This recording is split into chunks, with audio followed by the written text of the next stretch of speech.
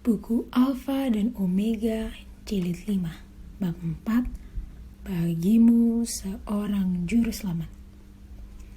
Raja Kemuliaan sangat merendahkan diri untuk menjelma menjadi manusia. Sungguh kasar dan buruk keadaan sekitarnya di bumi ini. Kemuliaannya diselubungi, agar kebesarannya secara lahir jangan menjadi pokok perhatian. Ia menghindarkan segala pertunjukan secara lahiriah, kekayaan, kemuliaan duniawi, dan kebesaran kemanusiaan sekali-kali tidak akan dapat menyelamatkan satu jiwa pun dari maut. Yesus bermaksud supaya tidak ada satupun penarikan yang bersifat duniawi menarik orang ke sampingnya. Hanya keindahan kebenaran semawilah yang mesti menarik orang-orang yang mau mengikutinya. Tabiat Mesias sudah lama diberitahukan dalam nubuatan, dan ia menghendaki agar manusia menerima dia atas kesaksian firman Allah. Malaikat-malaikat bertanya-tanya dalam hati mengenai rencana penebusan yang mulia itu. Mereka menanti-nantikan untuk mengetahui bagaimana umat Allah akan menyambut putranya yang berpakaikan jubah kemanusiaan. Malaikat-malaikat datang ke negeri umat pilihan itu. Bangsa-bangsa lain sedang menganut kepercayaan yang bukan-bukan dan menyembah berhala. Ke negeri tempat kemuliaan Allah telah dinyatakan dan terang nubuatan telah bersinar. Malaikat-malaikat datang. Mereka datang tanpa dilihat oleh Yerusalem, oleh para penafsir Alkitab yang telah ditentukan dan para pekerja dalam rumah Allah. Kepada Imam Zakaria, sementara ia melayani di depan mezbah, dekatnya kedatangan Kristus telah diberitahukan. Sang pelopor sudah lahir. Pekerjaannya diperkuat oleh mukjizat dan nubuatan. Berita tentang kelahirannya dan arti tugasnya yang indah itu telah tersiar kemana-mana. Namun Yerusalem tidaklah bersedia untuk menyambut penebusnya. Dengan sangat heran, utusan-utusan semawi itu melihat sikap masa bodoh bangsa yang telah dipanggil Allah itu untuk menyampaikan terang kebenaran suci ke dunia ini. Bangsa Yahudi telah dipelihara sebagai suatu saksi bahwa Kristus harus lahir dari keturunan Abraham dan Daud. Namun mereka tidak tahu bahwa kedatangannya kini sudah dekat. Di dalam bait suci, korban-korban pagi dan petang setiap hari menunjuk kepada anak domba Allah. Namun bahkan di sini pun tiada persiapan untuk menyambut dia. Imam-imam dan guru-guru bangsa itu tidak tahu bahwa peristiwa terbesar segala zaman sudah hampir terjadi. Mereka senantiasa mengulangi doa mereka yang tidak mengandung arti, serta menyelenggarakan segala acara perbaktian agar dilihat orang, akan tetapi dalam perjuangan mereka memburu kekayaan dan kemuliaan duniawi, mereka tidak bersedia untuk pernyataan Mesias. Sikap masa bodoh serupa itu juga sudah merajalela di seluruh negeri Israel. Hati yang mementingkan diri dan yang dipenuhi dengan keinginan duniawi tidak dapat lagi digetarkan oleh sukacita yang mengharukan segenap surga. Hanya sedikit orang yang rindu hendak melihat yang tidak kelihatan itu. Kepada mereka inilah duta surga diutus. Malaikat-malaikat menyertai Yusuf dan Maria dalam perjalanan dari rumah mereka di Nazaret ke kota Daud, titah kerajaan Romawi, untuk pendaftaran rakyat jajahannya yang mahal luas itu. Sudah tersebar luas hingga kepada penduduk yang menghuni bukit-bukit Galilea. Sebagaimana pada zaman purbakala, Kores dinobatkan menjadi raja untuk bersemayam di atas tahta kerajaan dunia supaya ia dapat memerdekakan umat Allah. Demikian juga Kaisar Agustus dijadikan alat untuk melaksanakan maksud Allah dalam membawa Ibu Yesus kembali ke Betlehem. Ia adalah keturunan Daud, dan keturunan Daud harus lahir di kota Daud. Dari Betlehem, kata Nabi Mika, akan bangkit bagiku, akan memerintah Israel yang permulaannya sudah sejak purbakala, sejak dahulu kala. Mika 5 ayat 1. Tetapi di kota di mana permulaannya sudah Tetapi di kota di mana mereka menjadi keturunan raja, Yusuf dan Maria tidak dikenal dan tidak dihormati.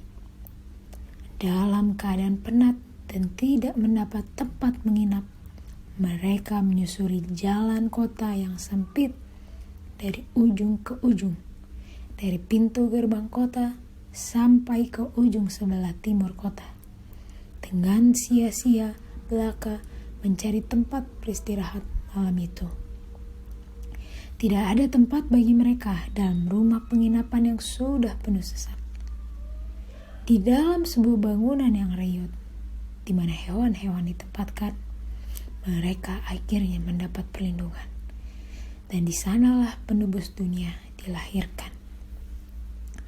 Manusia tidak mengetahuinya, akan tetapi berita itu memenuhi surga dengan sukacita. Dengan perhatian yang lebih dalam dan lebih halus, makhluk-makhluk suci dari dunia terang turun ke bumi.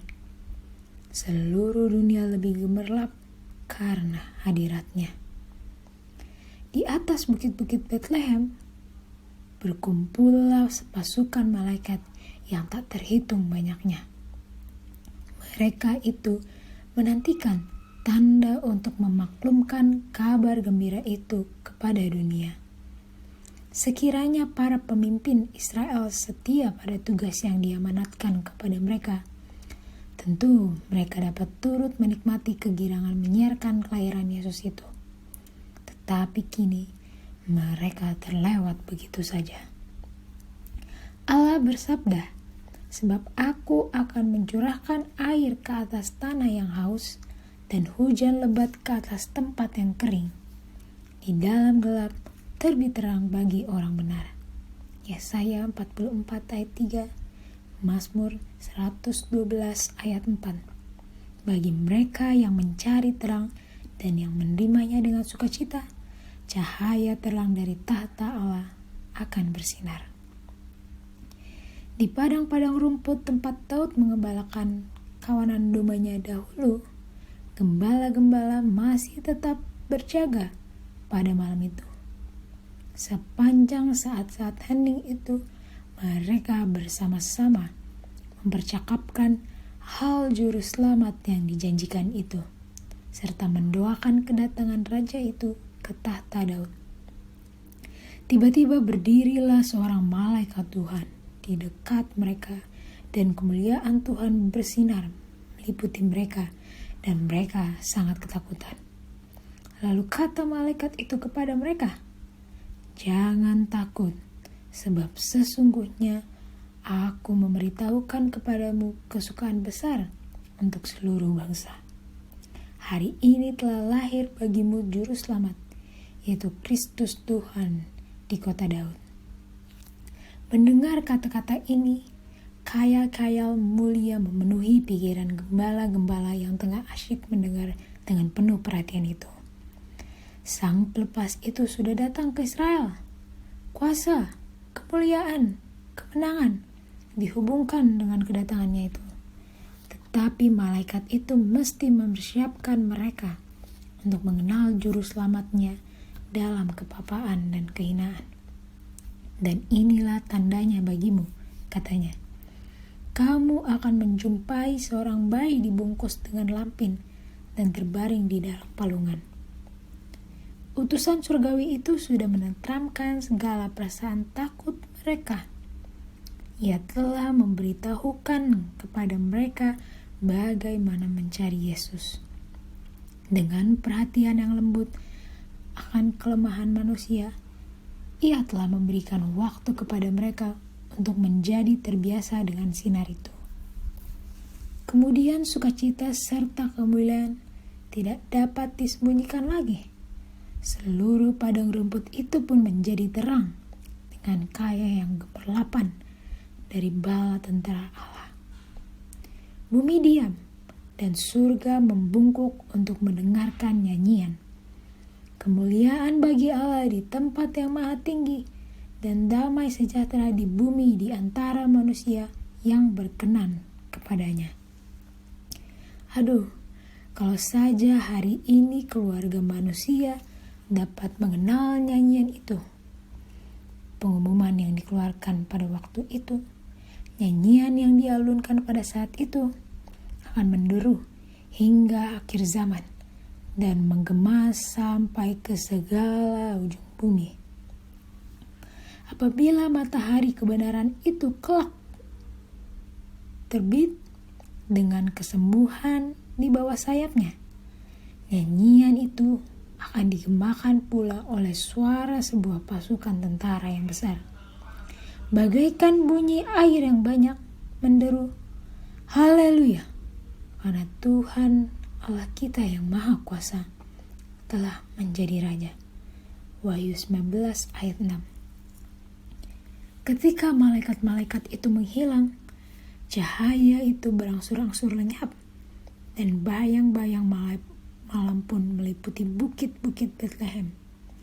Tetapi gambar yang paling terang yang pernah dilihat oleh mata manusia tetap dalam ingatan gembala-gembala itu.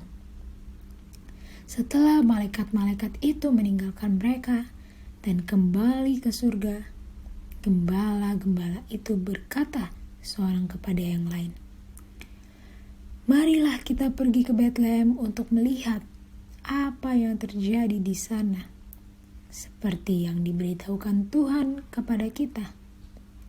Lalu mereka cepat-cepat berangkat dan menjumpai Maria dan Yusuf dan bayi itu yang sedang berbaring di dalam palungan. Dengan kegirangan besar, berangkatlah mereka hendak menyiarkan segala perkara yang telah mereka lihat dan dengar itu. Dan semua orang yang mendengarnya heran tentang apa yang dikatakan gembala-gembala itu kepada mereka. Tetapi Maria menyimpan segala perkara itu di dalam hatinya dan merenungkannya. Surga tidak terpisah jauh dari bumi pada hari ini daripada tatkala gembala-gembala di Betlehem itu mendengar nyanyian malaikat-malaikat. Manusia masih saja merupakan sasaran ingatan surga, sama dengan ketika rakyat jelata yang mempunyai pekerjaan biasa saja dahulu bertemu dengan malaikat-malaikat pada siang hari dan berbicara dengan utusan surgawi di kebun anggur dan di ladang. Bagi kita dalam suasana hidup yang serba sederhana, surga boleh jadi dekat sekali.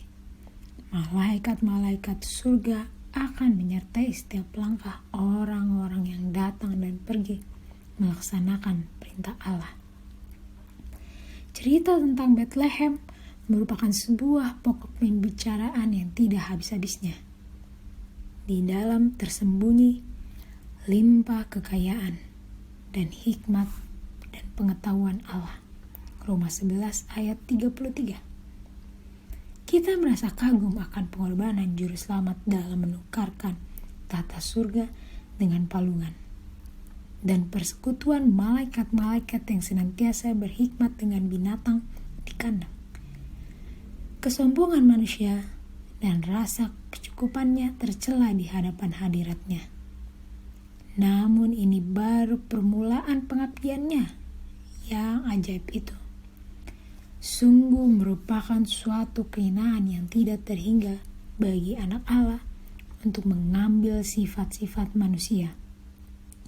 Sekalipun ketika Adam masih dalam keadaannya yang tidak berdosa di Eden dahulu kala. Tetapi Yesus sudi menjadi manusia setelah umat manusia telah dilemahkan oleh dosa selama 4.000 tahun. Seperti setiap anak Adam, ia menerima segala akibat dari pekerjaannya, hukum hereditas yang besar. Apa gerangan segala akibat ini? Ditunjukkan dalam sejarah nenek moyang duniawi. Yang pertama, ia datang dengan sifat hereditas yang demikian itu untuk surut memikul segala duka dan segala pencobaan yang menimpa diri kita. Dan untuk memberikan kepada kita teladan suatu kehidupan dari tanpa dosa. Setan di surga telah membenci Kristus karena kedudukannya di istana Allah. Ia semakin membenci dia setelah ia diturunkan dari kedudukannya. Ia membenci dia yang telah menjanjikan dirinya sendiri untuk menebus suatu umat yang berdosa. Namun ke dalam dunia di mana setan mengaku berkerajaan, Allah mengizinkan anaknya datang, seorang bayi yang tidak berdaya, yang tidak luput dari kelemahan manusia. Ia mengizinkan dia menghadapi ancaman nyawa yang lazim berlaku atas jiwa manusia. Bertempur dalam peperangan sebagaimana tiap anak manusia wajib bertempur atas risiko kegagalan dan kematian yang kekal. Hati Bapa manusia penuh rasa kasih sayang dan iba akan anaknya. Ia memandangi wajah anaknya yang kecil itu, serta gemetar membayangkan ancaman nyawa anak itu. Ia ingin melindungi anak yang sangat dikasihinya itu dari kuasa setan, menghindarkan dia dari pencobaan dan pergumulan. Untuk menghadapi pertentangan yang lebih pahit lagi, serta bahaya yang lebih ngeri, Allah mengaruniakan anaknya yang tunggal, supaya jalan hidup dapat dipastikan bagi anak-anak kita. Inilah kasih itu. Heranlah kamu, hai segenap langit, dan tercenganglah kamu, hai bumi.